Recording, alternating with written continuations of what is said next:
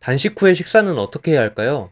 단식을 처음 시작할 때는 몇 끼를 걸렀는데 이 정도는 먹어도 되지 않을까? 하는 보상 심리를 느끼곤 합니다. 그래서 많은 분들이 단식 후 첫 식사에서 평소보다 많이 먹는 경우가 있는데 이것은 단식할 때 가장 경계해야 할 행동입니다. 이 문제에 대해 제이슨 펑 박사는 이렇게 이야기합니다. 당신이 단식을 하는 동안 몸은 점차 소화 과정을 둔화시킵니다.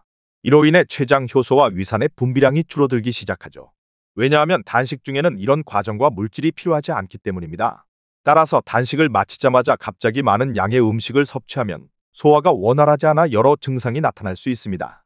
실제로 단식 후에 몸이 감당하기 어렵게 과식을 하는 실수를 하는 분이 매우 많습니다. 그렇게 되면 복부 팽만감이나 메스꺼움을 유발하고 일부 사람은 설사나 심한 복통을 겪기도 합니다.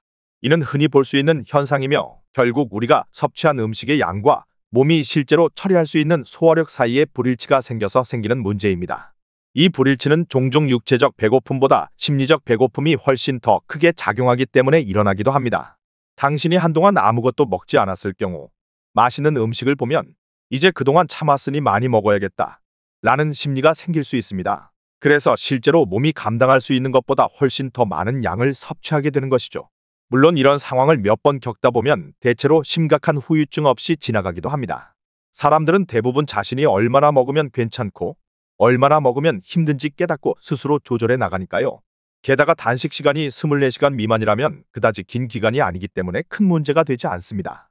그러나 만약 단식 기간이 그보다 길어지면 개인차는 있지만 몇몇 음식이 문제를 일으킬 가능성이 훨씬 커집니다. 대표적으로 견과류와 씨앗, 버터, 계란, 유제품, 와인, 그리고 섬유질이 많은 채소 등이 포함됩니다. 이들은 소화와 분해 과정에서 더 많은 위산과 효소를 필요로 하기 때문에 장기간의 단식 직후 섭취하면 소화기관에 부담을 줄 수 있습니다. 특히 견과류와 씨앗은 많은 사람들에게 공통적으로 문제가 될 수 있습니다. 계란이나 유제품, 와인 같은 경우는 개인마다 반응이 달라서 어떤 이는 전혀 문제를 느끼지 않는 반면 또 다른 이는 소화장애를 심하게 겪을 수 있습니다. 단식을 깰 때 일부러 특별하거나 생소한 음식을 찾을 필요는 없습니다.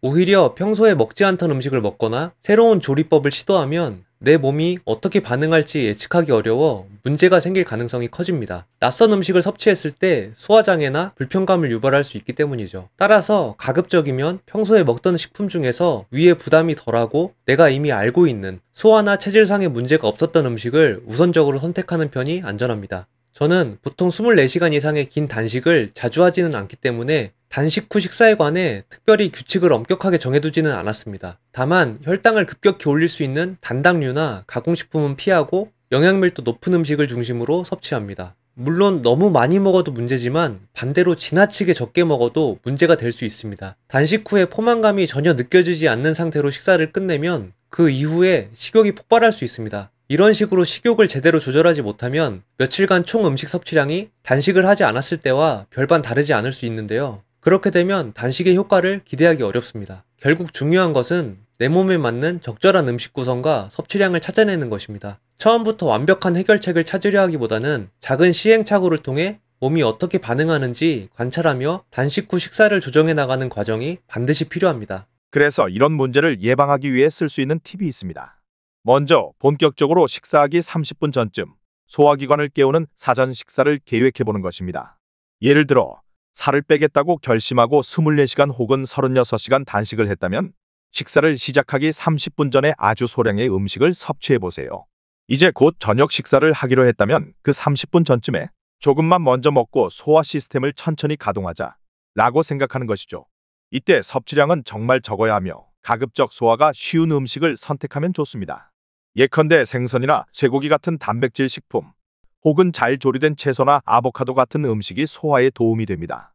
생채소는 소화 부담이 커질 수 있으니 피하는 편이 좋습니다. 이렇게 사전 식사를 통해 소화 시스템을 부드럽게 깨운 다음 30분 후에 본 식사를 하면 훨씬 안전하게 단식을 마무리할 수 있습니다. 이렇게 단식 이후에 먹는 작은 식사를 국내에서는 주로 보식이라고 부릅니다. 보식으로 자주 활용되는 음식 몇 가지를 예로 들면 사골국물이나 고기국처럼 따뜻한 국물에 단백질과 미네랄이 풍부한 음식, 혹은 두부나 계란처럼 소화가 비교적 쉬운 식재료, 그리고 위에 부담이 적은 야채 스프 등이 있습니다. 단식을 다이어트 목적으로 시작하는 분들의 경우 보통 16시간에서 24시간 정도의 간헐적 단식을 가장 많이 시도합니다. 물론 사람마다 차이가 있지만 이 정도의 짧은 단식에서는 굳이 별도의 보식 단계를 반드시 거쳐야 한다고 생각하지는 않습니다. 그 정도는 소화기관이 크게 위축될 만큼의 시간이 아니기 때문에 대개의 경우 평소처럼 바로 식사를 해도 큰 무리가 없습니다. 다만 저는 단식의 효과를 망치고 싶지 않다면 단식 직후 혈당과 인슐린을 급등시키는 음식을 피하는 것이 무엇보다 중요하다고 강조하고 싶습니다. 가공식품이나 당류가 많이 포함된 음식들은 단식을 통해 어렵게 낮춰놓은 인슐린 저항성을 다시 급격히 악화시킬 수 있습니다. 이는 단식이 주는 가장 큰 이점 중 하나인 인슐린 저항성 개선을 스스로 포기하는 셈입니다. 탄수화물을 제한하는 키토 식단과 간헐적 단식을 병행했을 때 시너지가 극대화되는 이유도 여기에서 찾을 수 있습니다. 키토 식단을 하면 인슐린을 오랫동안 낮게 안정적으로 유지할 수 있는데요. 이 상태에서 단식까지 병행하면 몸이 지방을 에너지원으로 활용하는 비중이 높아지면서 체지방 연소와 인슐린 민감도 개선이 한층 빠르게 진행됩니다. 단식 기간이 며칠 이상으로 길어질수록, 즉 5일에서 10일 이상으로 넘어가기 시작하면 더 주의 깊은 접근이 필요해집니다. 이 시점에는 refeeding syndrome, 영양제계 증후군이라는 현상을 반드시 알아두어야 합니다. 이 증후군은 1940에서 50년대 전쟁 시기 몇 달에서 심하면 1년 가까이 음식 섭취가 제대로 이루어지지 않은 사람들에게서 발견되었습니다. 오랫동안 먹지 못해 신체가 극도로 고갈된 상태에서 갑작스러운 영양 공급이 이루어지면 세포가 단백질과 미네랄 같은 영양소를 신속하게 끌어들입니다. 이렇게 영양소가 모두 세포로 들어가게 되면 그만큼 혈중 영양소 농도가 급격히 떨어집니다. 특히 마그네슘, 인, 칼륨, 티아민 등이 심각하게 고갈되며 그로 인해 다양한 증상이 발생할 수 있습니다. 심각할 경우 심장 박동에 문제를 일으켜 사망으로 이어진 사례도 있을 정도로 위험할 수 있죠. 영양제계 증후군의 핵심에는 인슐린이 있습니다. 오랜 단식 뒤에 음식을 섭취하기 시작하면 인슐린 수치가 올라가는데, 이는 각종 비타민과 미네랄이 혈액에서 세포로 들어가게 하는 원동력입니다.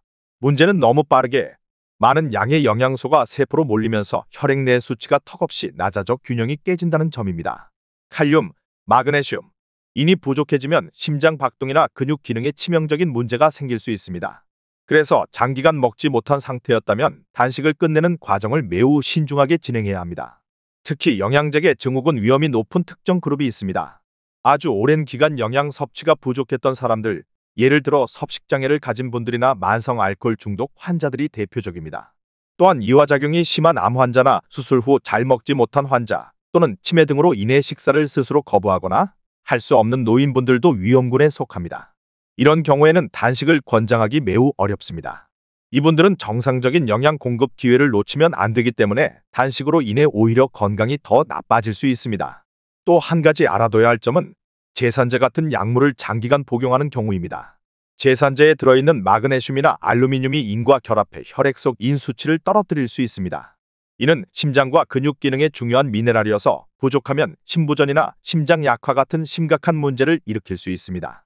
이뇨제 역시 주의해야 하는 약물 중 하나인데, 이뇨제는 배뇨를 촉진해 몸 안에 전해질, 특히 마그네슘과 칼륨을 소변으로 많이 배출시킵니다.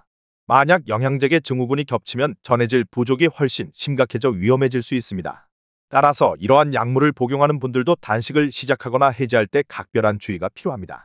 단식이 심각한 건강 문제를 유발할 수 있다는 이야기를 들으면 내가 하는 단식도 위험한 것 아닐까? 하고 하지만 건강관리나 체중 조절을 목적으로 자발적으로 진행하는 단식에서는 이러한 극단적 위험에 처할 가능성이 매우 낮습니다. 무엇보다 24시간 이상 이어지는 긴 단식을 즉흥적으로 시작하는 경우는 드물잖아요. 보통 3일 이상 장기간 단식에 도전하는 분들은 이미 짧은 단식을 여러 차례 경험해봤을 가능성이 큽니다. 이런 분들은 단식 이후에 어떤 음식이 안전하고 소화가 편한지 등 나름의 노하우를 가지고 있을 뿐 아니라 긴 단식 이후에 보식 계획도 미리 세워둔 경우가 많을 거예요. 그 누구도 어렵게 해낸 긴 단식의 효과를 스스로 망치고 싶지 않을 테니까요. 만약 여러분이 16시간 혹은 하루 이틀 정도의 단식을 하고 계시다면 해당 내용은 단식 후 아무 음식이나 막 섭취하지 말라는 일종의 경고 메시지 정도로 이해하셔도 좋을 것 같습니다. 그래도 단식 직후에는 제이슨 펑 박사의 조언대로 가급적 몸에 부담이 적은 음식부터 천천히 먹으며 소화기관을 활성화시키는 것이 좋습니다. 또한 단식 중에 느끼는 극심한 배고픔이나 어지러움은 소량의 영양소를 보충하면 해결되는 경우가 많습니다. 그러니 이때는 바로 단식을 깨지 말고 소금물이나 미네랄 보충제를 섭취하며 몸의 변화를 관찰해 보시기 바랍니다. 그래서 일부는 단식 중에 소금물이나 사골국물을 허용하기도 합니다. 이런 음식은 인슐린을 자극하지 않으면서 단식을 오래 이어나갈 수 있도록 해줍니다. 결국 단식을 깰 때는 서서히 그리고 신중하게 진행해야 한다는 점이 핵심입니다.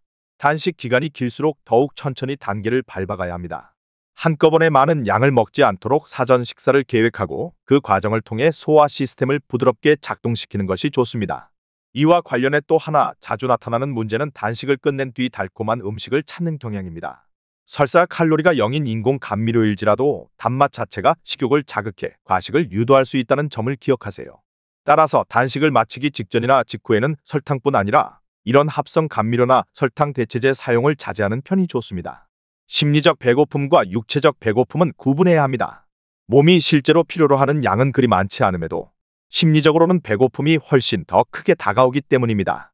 이러한 함정을 피한다면 단식을 건강하고 올바른 방식으로 마무리할 수 있습니다. 무엇보다 중요한 것은 내 몸이 어떻게 반응하는지 주의 깊게 살피면서 단식을 시행하는 것이죠. 그리고 만약 단식 자체가 처음이거나 더 자세한 단계를 알고 싶다면 간헐적 단식의 5단계 영상을 통해 어떤 변화가 몸에서 일어나는지를 단계별로 확인해 보시기 바랍니다. 이는 다이어트를 비롯한 건강관리 여정에 큰 도움이 될 것입니다. 오른쪽 상단에 관련 영상으로 걸어두겠습니다. 오늘 말씀드린 내용이 단식을 제대로 마치고 이후 식사 습관을 올바르게 만드는 데 도움이 되길 바랍니다. 다음에 또 뵙겠습니다. I'll see you next week. 하루 3끼에 간식까지 꼬박꼬박 챙겨 먹던 사람이 처음 단식을 시도하면 남들은 쉽다는데 왜 이렇게 힘들지? 하고 의아할 수 있습니다. 너무 걱정하지 마세요. 충분히 그럴 수 있습니다. 실제로 혈당이 높고 인슐린 저항성이 있는 상태에서는 식욕 조절이 쉽지 않거든요. 그렇지만 간헐적 단식을 진행하다 보면 인슐린 저항성이 개선되어 처음보다 힘들지 않게 느껴질 거예요. 사람의 몸은 늘 예상보다 빠르게 변화를 받아들이고 적응하니까요. 조금씩 공복 시간을 늘려가다 보면 단식 중에 허기마저 즐길 수 있는 만큼 여유가 생깁니다. 그러다가 어느새 16시간 정도의 단식쯤은 아무렇지도 않고 식사 시간을 조금 늦추거나 건너뛰는 것 자체가 평범한 일상이 될 수 있습니다. 이 시점이 되면 오히려 보식의 필요성조차 느끼지 못할 정도로 단식이 생활 습관으로 자리 잡게 될 거예요. 이상한 다이어트였습니다.